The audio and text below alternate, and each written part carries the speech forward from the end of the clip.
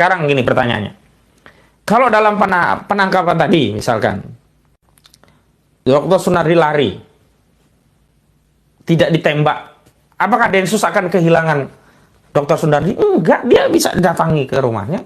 Kalau di rumahnya tidak ada, dia bisa tetapkan DPO, dia bisa cari. Masa negara yang begitu banyak ini nggak bisa menangkap seorang Sunardi, kecuali untuk Harun Masiku. Spesial, kalau Harun Masiku nggak akan ditangkap-tangkap. Itu aman itu.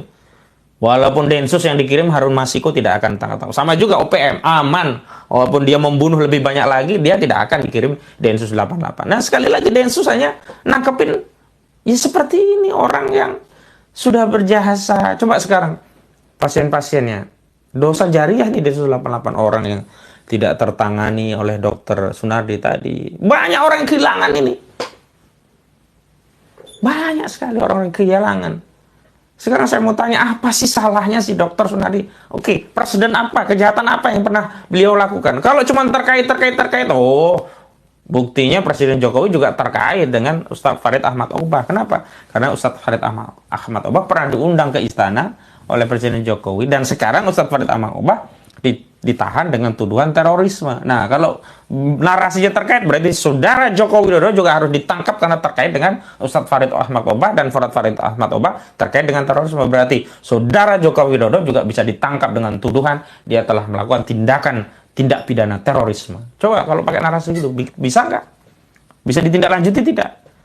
Jangan kita ini umat Islam selalu dibawa ke narasi-narasi yang kita ini seolah-olah tidak punya logika, tidak pernah sekolah, tidak bisa mikir misalkan. Dan seolah-olah semua versi yang sudah dikeluarkan oleh Densus 88 itulah yang sahih, yang benar, yang tidak ada salahnya gitu. Makanya saya harapkan seluruh umat Islam untuk bahu-membahu mengadvokasi kasus ini agar tidak ada lagi lah darah umat Islam. Saya setuju penegakan hukum, iya, jalankan penegakan hukum, bukan pembantaian. Penegakan hukum itu tugas penyidik, ya, itu membawa seorang yang dituduh melakukan tindak pidana sampai menjadi tersangka ke muka pengadilan. Itu tugas seorang penyidik. Nah, Densus 88 itu tugasnya adalah penyidik.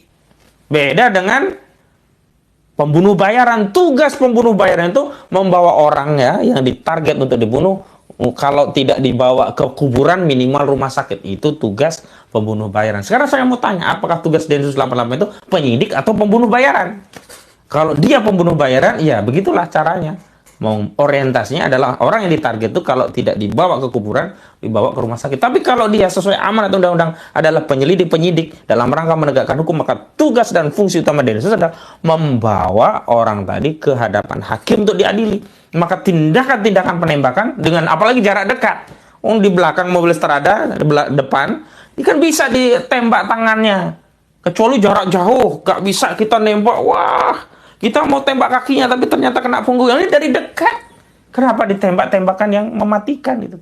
Kalau punggung bisa ada resiko mematikan, walaupun kita belum tahu apakah benar-benar punggung. Jangan-jangan yang ditembak kepala, daerah yang mematikan itu.